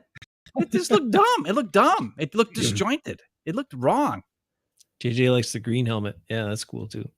Green helmet. do like that one. I like the white helmet. I like the yellow helmet. But I did like the white helmet, but I would have liked Okay. it a lot more with a yellow stripe down the middle. It would have really, really looked cool. I like the white helmet. But if you don't put the white, it just looks like the crappy Jets. You want to look like the Jets? That's all I was thinking the whole time. I was like, oh, this is like the Jets. The Jets suck. It made me think of Aaron Rodgers, and I was like, barf. I wanted to puke. So that's my freaking beef. Next time you do an all white freaking outfit, either all white and green, or if you're going to do yellow accents, put the damn yellow accents on the helmet too, you stupid ding dongs. That's all I got to say. Or just all white, no other colors at all. Well, that'd be dumb. Okay. That would look really bad. That's fair. JJ is wondering about the Badgers. He doesn't want us to forget about it. I don't know. Guessing, I don't care about the Badgers. I don't know a lot, but I'm guessing the way the Badgers season has gone here, JJ, they don't really have much of a chance against most good teams. So the Bucks won last night. Yeah, Bucks won. I still don't know how it's going to go for them, but I'm concerned. They probably should have moved on from Brook Lopez. I don't think that was the right move. Still having him on the team, but he's your favorite guy. I know, I know, but he's too slow. He's too slow now. He's older. He can't move like he did before. They don't use him in the post, so I know he can still light him up from 3 once in a while, but and once in a while it takes somebody off the dribble and really make you laugh. But it's effective. It doesn't look good, but it's effective. That's what I'll say about that. That's the opposite of me, because I always look really good, but not very effective. I know we have to get to our silent but deadly players. And actually today, if I got if I didn't have so much work to do, because I worked so much this week, so many extra hours trying to get caught up, and still I'm not caught up. Yikes. But I wanted to give out game balls too, because I don't understand some of Matt LaFleur's game balls. So I thought we should give out game balls and start doing that. And it could be Hafman Bros balls.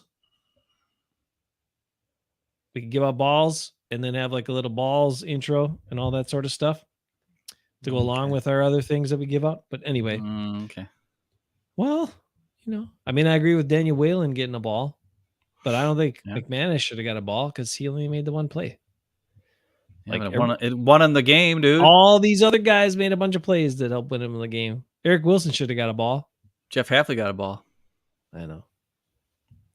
I told you, Jeff Hafley, the one time he was weird when he's asked about Eric Wilson. There's something about Eric Wilson. They don't want to play him. Well, it's not about him. It's about Quay Walker. They don't want to. I know, but they got to realize that you got to play him. Well, and you showed a couple of plays earlier, and unfortunately, that's like Quay Walker has all similar tools, except he's not as physical. He doesn't lower the boom like that because he tackles with his chest and hugs people too much. But he also just doesn't. He's slow to react. He I don't know if he's thinking about it too much or he doesn't read it, but he's a step slow. Like he's fast, but he's a step slow, and that makes him play slow. Well, last week I showed the play where he took the wrong step. Like the whole offensive line moved to the left, and his first step was to the right before he moved back to the left again. Like, what are you doing? I don't know. And he was completely out. Once you're one step back, you're completely out of the play. And I don't know what to do with him anymore. Like, I got to be honest, dude. Like all these high paid guys in the first round picks, it's ridiculous. The other thing that's interesting that I find is kind of comical is last week they asked Hafley about Evan Williams. And they were like, well, did you know what you had? He was just good and whatever. And he was like, oh, we know what we were getting when we drafted him. And I'm like, bullshit. If you knew you were going to get this from Evan Williams, he wouldn't have fell to the 4th round or whatever the hell they drafted him at. He would have taken him in the damn 1st round because he's playing like a 1st round pick.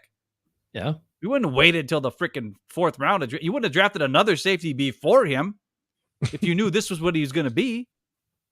That's bullshit. You didn't know what he was because you drafted. And maybe, I don't know. And maybe that's the whole point was that they're like, hey, and they did trade up to get him, right? They traded up in the 4th from where they were to make sure they got him because they were like, hey, he's still there. Let's get him. Yeah. But it's one of those things where I think we got lucky. It's a Jaden Reed lucky thing. Probably should have been taken way earlier. And people are dumb because they want this super fast, super athletic, giant monster guy, and who looks great in shorts, but doesn't know how to play football. And the same thing, Jaden Reed didn't run a 4.40 at wide receiver. He ran a 4.540 or whatever. Yeah. And Evan Williams isn't fast and he's not big. Well, who cares if he makes plays? Right. So it's like, I don't know. But that's the one thing I call bullshit on is that they were like, oh, we knew what he was. I'm like, no. The only guy who knew what he was the guy Biff or whatever the heck somebody said last week Lee told us who he was. The scout from California who knew damn well that he was good. That's the only guy who knew anything. All right, 7:30, dude. You got to get going. What's his I'm trying to look up what his weight is. So he's 5'11", around like 200 pounds or something. Yeah, probably. I don't know. Yeah, okay. I can't find it right now, but anyway, that's all right. Oh, here he is. Wiki. I'm sure his RAS score was like a, God damn. 4.2. I know people's pounds, 200 pounds, 5'11", 200 pounds. 4th round pick by the Green Bay Packers. Dude's just a football player, man. Plus he's wearing 33, so you can't go wrong. I know. It hurts me to start to have my favorite guy wear 33 again when the other guy's barely even gone. Now you get that 33 jersey. Now get it this year because you know he's going to be. It'll at least last 2 more years after this. Yeah. 3 more. Oh, yeah. 3 more. Yeah. As I'm saying, get it now, man. That's okay. Get it now, boy. Oh, I don't even know if I want to get into this stuff just because, but it bothered me. Okay, fine.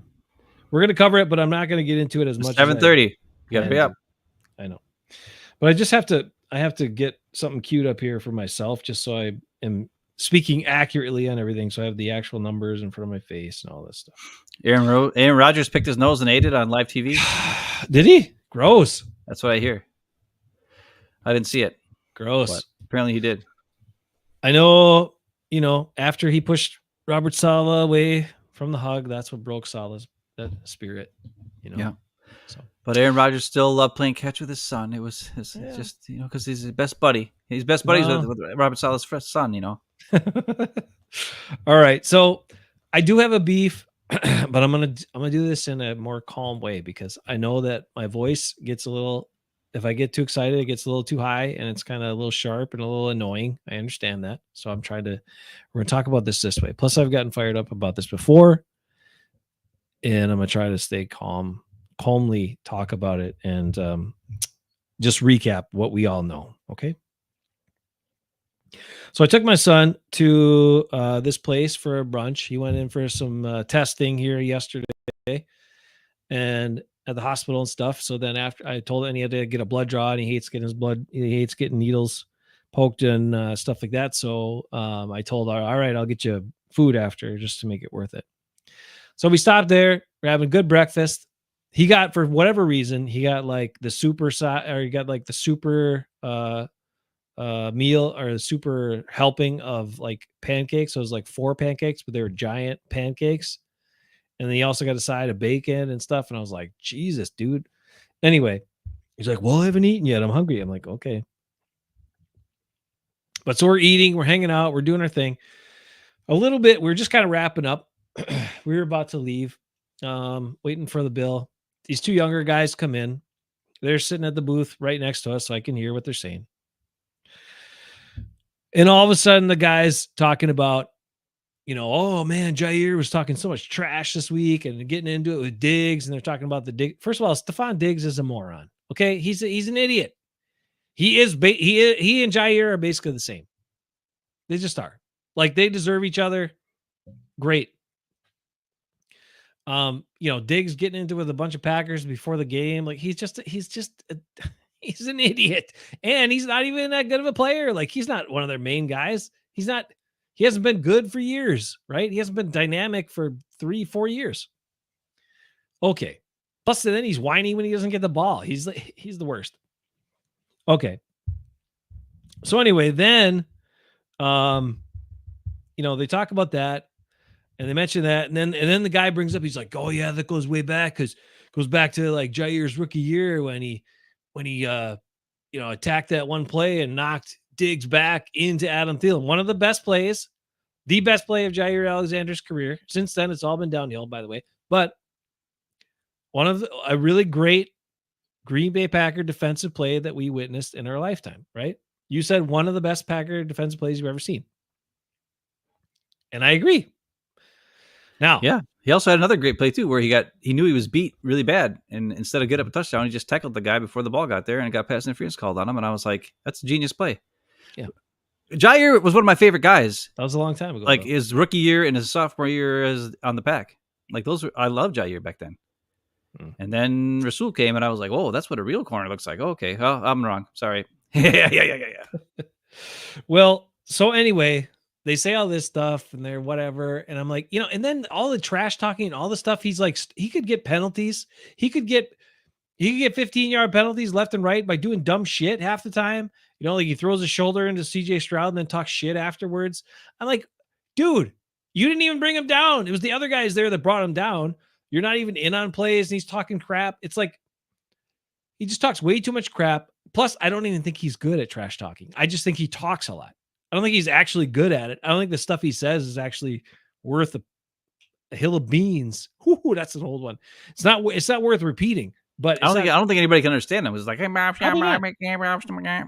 probably not. But then they're like, so then they get through that, and then they're like, oh, but he's so good though. He's so good. And the guy's like, yeah, legit. I mean, he is like legit one of the best corners. Blah, blah, blah, blah, blah. And I'm just like,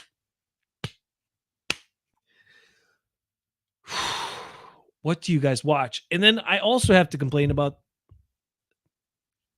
the announcers that feed this stuff and the other guys that feed this stuff. What are they like? They're like, Jair Alexander, he's going to follow Diggs around the whole day. Now, first of all, fine, because Diggs isn't that good. So I guess put him on him if you're going to do man. But he doesn't play man that much. Plus, he doesn't follow anybody. They don't follow. They play a lot of zone. And if they had him follow number one, which they wouldn't because he's not the best cover guy. But if they did have him follow somebody, that would give away that it's a man play, right?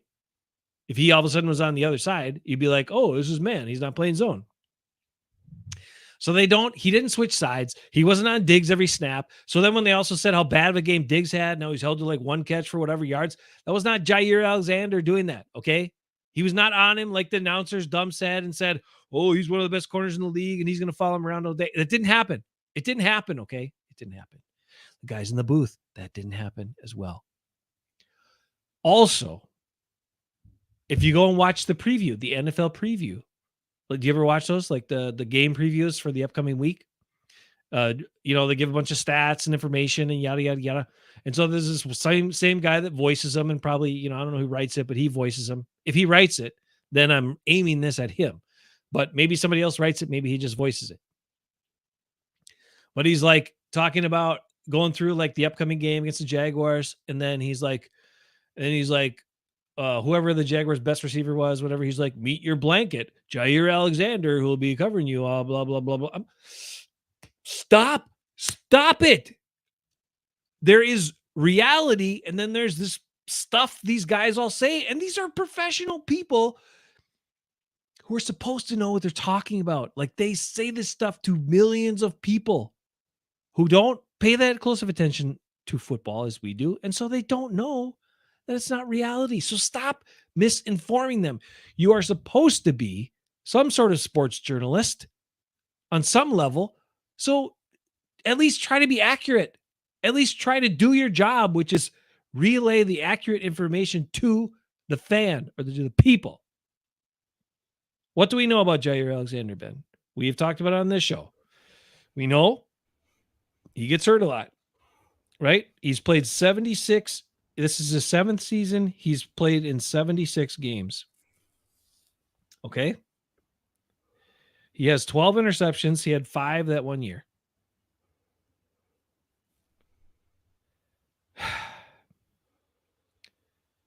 He shies away from tackles. I'm just going to look at his tackles. He had 66 tackles his first year when he didn't even play as many games. Then he went down to 58, 51, 56. He had 13 in an injuries, shortened season, 27 in an injury shortened season. He has 15 tackles this year. He doesn't tackle. He doesn't support the run, and your corners need to support and tackle. He causes problems. He thinks he's the greatest thing. He talks trash all the time. He should be getting thrown more flags on him than he. I'm just waiting for him to do something stupid that costs him a game. On top of that, he doesn't have that many passes defended. We've talked about it in the show. Yeah, but he's so good they never throw at him. That's the other misnomer and other misinformation that we've also cleared up in this game and this show many, many times. But let's just take a look at it. Targets. He's never targeted, right? That's the thing. Never targeted. In 2018, his first season, in 13 games, he was targeted 91 times. In 2019, in 16 games, he was targeted 110 times. In 2020, he was targeted 80 times in 15 games. 21, it was 4 games only that he made. That season, he was targeted 22 times. Okay, so those are hard to gauge. 33 targets in 7 games in 23. So far this season, he's been targeted more than 5 times a game. 28 targets in 5 games. And in his last full season, the only times he's played full seasons are, oh my God, 2019, played 16 games. We'll give him, if he gets close, like 15, 16. He played 16 games in 19, 2020, 15 games, 2022, 16 games. So 3 out of his 6 seasons that have been completed were actually kind of full seasons. And the other ones were shortened seasons by injury where he missed a bunch of games. And he was targeted 82 times in 2022. That's not being targeted. He gets plenty of opportunities. They throw at him, okay? And also this season, it's gotten a little better, and it's actually helped out by the 2 interceptions that he has, which were against Will Levis and a really dumb play by Jalen Hurts. He's given up 3 touchdowns already on only 17 completions, 93 rating to quarterbacks.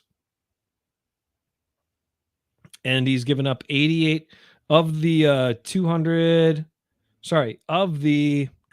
many yards has he given up? Show me the stats here. Anyway, he's given up 143 yards via the air and 88 yards after the catch. But Yikes. somehow he has 0 missed tackles, according to this, which is also a lot. Well, that's because they carry him for like 5 yards, and the tackle. If a guy runs out of bounds, they call it a tackle for him. I know he has a lot of those this year, out of his 15. So none of that speaks great. None of that speaks best cornerback in the league. None of that speaks best Packer corner we've seen since Charles Woodson. None of that. Okay. Reality is he's pretty decent sometimes at covering guys. He's not physical, except for against wimpier guys or smaller guys. Then he'll get physical with those guys, but otherwise forget it. Or quarterbacks when he can take a cheap shot at them, whatever. He's highly overblown, highly overrated, highly overpaid. Does he need to start at this point? Probably, based on who else you have. But he's not great.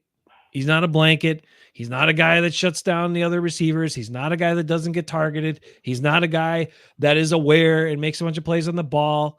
He doesn't even have that many passes defended because he doesn't know where the ball is. And he's not close enough to receivers half the time. All of that is false myths, okay? And the biggest problem I have with him of all of it is that he does not support. He doesn't attack plays. He pisses around, likes to get blocked on plays he should attack and blow up like he did in that play against Diggs and Thielen. That's who we saw. That's who we want to keep seeing, and we haven't seen it in years. So I'm glad those 2 young guys remember that play and think he's so great, but that was his first season in the NFL, and this is his 7th season in the NFL. All right? The dude is not great. He's not, I wouldn't even classify him as good. He's pretty good at, sort of good at one thing. Rest of it, he's lacking, and he does not support with tackling the way he should from his position, which normally is either maybe you're going to try to get blocked by a receiver or you're unblocked. You got to come up and make plays. And you got to support the run like Keyshawn does and shuts the stuff down on his side. It's just look at the difference. Look at the difference when guys try to run at Keyshawn. Those plays are not successful. And a big part of it is because you got the guy on the outside that's doing something instead of just standing around getting blocked. I don't know. I'm done talking about him. What I'm going to do now is sit back, cross my fingers, hope that the moment that he just blows it or doesn't tackle somebody like he did, him and Eric Stokes missed a fourth down run support play where neither of them were blocked against the 49ers in the playoffs a couple years ago when the Packers lost the divisional round at home, 13-10. And everyone blamed the punting or whatever it was, special teams were the problem again. No. The defense should have stopped them multiple times on the drive. There's a fourth down run to the outside, which would have kept the 49ers out of field goal range. Hold your horses here. Jair and Eric Stokes were unblocked. You can't blame Jair for one play and they lose that game. Blame the real culprit for losing that game. Well, I know it's Aaron Rodgers too. Okay, it's Aaron Rodgers. But I'm saying he had a chance to make a play, and he didn't. He missed one play. He missed a lot of plays. The bigger problem was the fact that they played Zadarius Ding Dong Smith in that game after he didn't play all year, and then stuff like that. That's the bigger problem. Oh, the Packers. We got a bunch of comments since I've been complaining about this. Yeah, they're just talking about trades and crap. Nobody trades. Wants. You can't trade a guy nobody wants. Nobody wants Jair. Nobody wants Preston Smith. Yes, the reporters say how great Jair is. The newscasters say how great Jair is. The play-by-play guys say how great Jair is. But you know what? The other teams know he's not that good. It's true. So they don't want him. That's what shows you, too. Look at the other team's quarterbacks. They don't avoid him. They're not worried. No, not at all. I got a stat for you. Are you ready for this? Here's my stats. It's not is it a seatbelt move? I thought that was I thought it was Olay, like putting your sword in I your thought it was like putting sheathing your sword. That's what I thought. No, it's, I guess, apparently it's a seatbelt that you have to grab from way up here. Yeah. That is really dumb. I thought Evan Williams is doing it.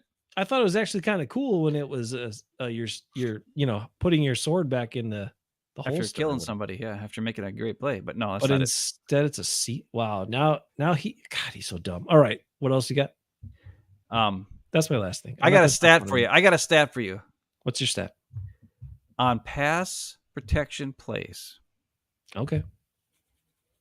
There's a Green Bay Packer. I saw the stat because it was people were doing it as a Dexter Lawrence stat. Dexter Lawrence gets double teamed on 63.1 or something like that. 63 point something % of pass rush snaps.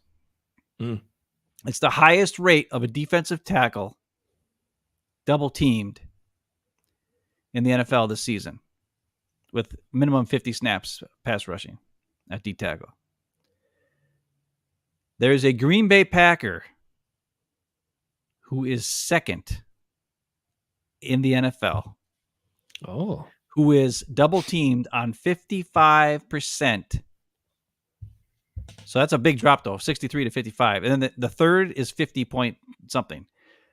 And then the next guy is 50 something. The next guy is 50 something. The next guy is 49 point something. So there's a huge drop from 1 to 2. And there's a sizable drop from 2 to 3. This is interior guys, though? This is a number 2 most double team guy on pass rushing snaps of 50 plays or more is a Green Bay Packer, double teamed 55% of pass rushing snaps. Who do you think that is? It's got to be Kenny Clark, right? It has to be. Well, based on the amount of money we pay him. Because you would think Dexter Lawrence makes a crap ton of money because he's freaking massive and he's a monster at D tackle for the Giants. So you're like, well, it's got to be Kenny Clark. He makes $25 million a year, right? He's got to be 55. That's all we ever hear is that Kenny Clark gets double teamed all the time. Kenny Clark needs help. Kenny Clark gets double teamed. You're telling me it's Carl Brooks? It's Carl Brooks. God damn. Carl Brooks is the number 2 most double teamed defensive tackle in the NFL on pass rushing snaps. I believe it. And they single block Kenny Clark. I'd double team his ass too. He's too good. So, yeah, 55% of the time, Carl Brooks sees a double team, and he still gets way more pressures than Kenny Clark. Wow. Just saying. I saw Damn. that stat the other day. I almost fell over. I was like, Carl Brooks, what the crap? All right, everybody's looking forward to the game up ahead. We'll close out. we gotta And go I on got to go get my 7:50. sleep time. All right, who's going to win it, Ben? Jaguars? I think the Jaguars are going to win. Well, What? no, I take that back. I thought they were going to win until Robert Saleh showed up. Now I think the Pack will win. I think the Packers will take, because I was worried about them not taking it seriously. Every time the Packers play the Jaguars, it's always a game where the Packers get outplayed by the Jaguars, but the Packers win because the Jaguars get screwed by the refs. Happens every time. Whether it's in Lambeau or whether it's in Jacksonville, it's the same thing. Or if it's in London, although we didn't play them in London, we played who did we play in the London? Giants. But every time we go to Jacksonville or they come here, we always get out physical. It's true. We have more mistakes. We do dumb crap, and yet we still end up getting the win because the refs give us the win. That's not always the case. Yeah, most of the time. But I think Robert Saleh is going to change that. I'm just saying. And Hafley? You don't believe in Hafley? Come on. Well, Hafley, yes. It's not Hafley I'm worried about. It's Jordan Love and Matt LaFleur I'm worried about. I know, but you got to think Trevor Lawrence. You can't trust him. Listen, I've seen some stats about Jaguars pass rush and their defensive ends, and it's kind of scary. Okay. They got some guys over there. Trayvon Walker and Josh Allen. Well, he changed his name now. It's something else Allen because he's getting sick of being the other Josh Allen, so he changed his name and added a hyphen to it. Oh. He's something Allen. We got a Walker too. We got a Walker too to shut him down. Rashid, baby. That kind of scares me. Rashid, and now we got Josh Morgan's gonna have to play. Now that might actually help us on the interior. Yeah. As opposed to having Josh Myers out there, but Josh Myers has been better than complete shit this year. He's actually been just bad. So that's actually a plus for him. So I don't know. We'll see how it goes. But boy. I think the Pack will win. I don't know. It's going to be close. Lee thinks 31-10 Packers. JJ's on the Packers 27-14. I'm going to say Packers win it. Why is it going to be close again? Jaguars do have a pretty good running attack though, right? Yeah. And they have Trevor Lawrence. He's a wild card. He's going to be bad or he's going to do crazy stuff. He's going to target Jair. He ain't going to be afraid of Jair. But he and Jordan Love will just talk about their big contracts after the game. I don't know. All I know is this. They got that Brian Thomas Jr., who they just drafted this year, who's really fast and really tall and fast. Yeah, we got Evan Williams, dude. He's not tall or fast. He'll light him up. He'll tackle him. We got Keyshawn. Keyshawn will light him up too. We're okay. He's not tall or fast. Okay, we got to go on 7:50. I'm going to say Packers win it 35-28. It's a up-scoring game. High-scoring game. Maybe. I don't think so. I think it's going to be a little lower scoring this game.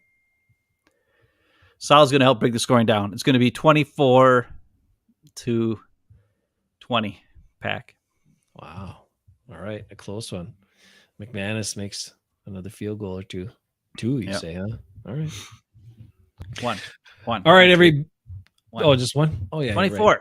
Hey, I had to do a lot of math to figure out those numbers and averages and all that sort of stuff. I know. I saw the smoke coming out of your ears, even though you got earbuds in. It was weird. Holy crap. I was surprised it was coming out of your nose because it couldn't come out of your ears. It was really weird. That was a lot of numbers and a lot of thinking and a lot of math. So next time you got to drink more. Remember last time when we took we beat Aaron Rodgers in the Wonder Ricks test. Yeah, but that's because we're so good on all the logic questions and all those things. Like we're not great at the math, but the logic and the projecting stuff and this is like this and that's like that or whatever.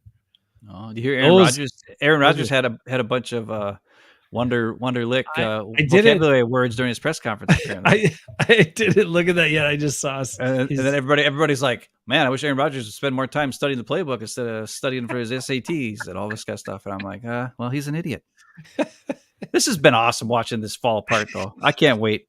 The cream of the crop will be this week if the Patriots beat them. Oh my God, that would be amazing. You hear Devontae Adams calling out the Jets about how they don't care or something. I'm like, really, Devontae Adams? You're going to be the leader, like the great leader you were for the Raiders, where you quit on them and demanded a trade. Yeah, you're a great leader. Whatever. It's going to be awesome. I love this Jets falling apart. Rodgers piece of crap. That's so. Thank God he's gone. Now Jets they're all fans there, are but losing their crap. You see that video Corey sent us about the Jets fan losing his crap?